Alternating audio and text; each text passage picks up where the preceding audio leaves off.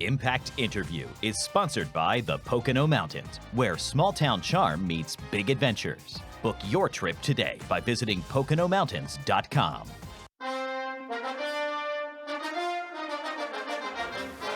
Well, welcome back. This week, our Impact Interview guest has been involved in college athletics in a whole range of important roles. Successful quarterback at West Virginia, led his 1981 team to a Peach Bowl win over Florida, played in the NFL before getting his law degree at Texas. That leads to a career that includes time as an executive in NFL Europe, a member of WVU's Board of Governors, before becoming the athletic director. And oh yeah, also a member of the College Football Playoff Committee, worked at the NCAA. We're fortunate to tap into a wealth of knowledge and expertise. It's Oliver Luck. Oliver, welcome to Nittany Game Week. Thanks so much for joining us. Well, it's a real pleasure to be with you all, Todd and Jay and Tom. Sincere pleasure for a former Mountaineer to be invited on your show. Thank you. Well, we'll see. Hold that thought until we're done questioning you. No. Well, look, Oliver, it took me about a half hour to introduce you. I'm sure I forgot one or two things. Yet our first question is going to be about beer. During your time in West Virginia, you implemented the first beer sales at football games. As Penn State contemplates this step at football games here, what did you find as you studied the impact, not only financially, but also the impact on the community? Well, what we found was that, and this is a little bit counterintuitive, but it really played out. We found that selling beer, controlling alcohol sales and alcohol consumption in a stadium on a Saturday afternoon, Saturday evening, actually leads to fewer negative incidents, right? You know, there were so many people at WVU, 60,000 fans at the game. They were smuggling primarily hard liquor in, et cetera. That's not healthy, right? We've got a pretty raucous fan base, as you all know. And what we found was that taking a real hard line in terms of smuggling, booze, if you will, into the stadium, but offering people the opportunity to buy beer if they really wanted to, spend their $8 or whatever it is for, a 16-ounce beer. It actually reduced the number of incidents. Our state police, our university police, the Morgantown City Police, they are all very supportive of this because even though it sounds a little bit counterintuitive, it, I think, improves the game day atmosphere. It makes it a little bit more friendly and a little bit more alive. And that was, 10 years ago that we started beer sales. And I'd say there's probably, 30, 40 schools that since then have done the exact same thing. And it hasn't caused any issues at all. In fact, our university police, state police, Morgantown City Police are all very supportive of continuing to do that. Oliver, you served on the playoff committee and you were charged with the difficult task of having to pick 4 teams.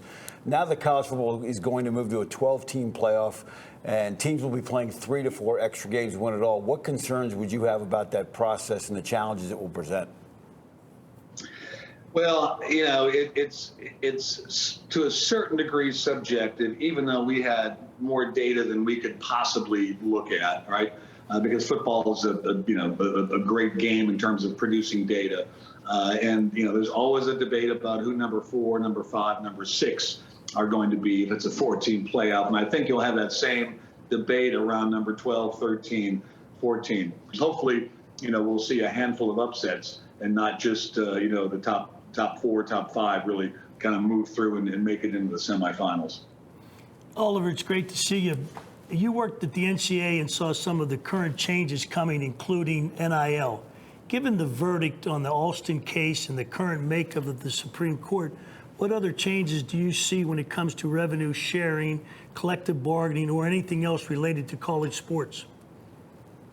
Well, it's a great question, Tom. It's really sort of the issue. What's coming down the pike in the future that we don't quite have yet? Certainly, NIL is here to stay.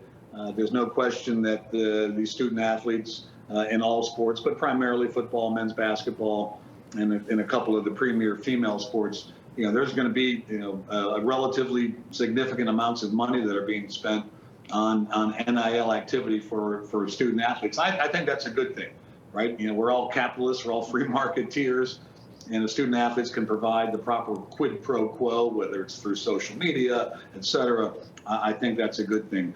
The next big question mark that a lot of ADs are talking about, and by the way, you got a great AD in Pat Kraft. He did did a very good job up at BC, and glad to see him running the show for y'all. But the next big question is going to be, particularly given the size of the new TV deal that Commissioner Warren did for the Big Ten, and the same thing applies to the SEC, is going to be some kind of potential revenue sharing with the football players, right? Everybody uses the 80-20 rule in the sense that 80% of that TV contract is based on football, right? And then another maybe 15-20% based on men's basketball, and perhaps a little bit of value for the other sports.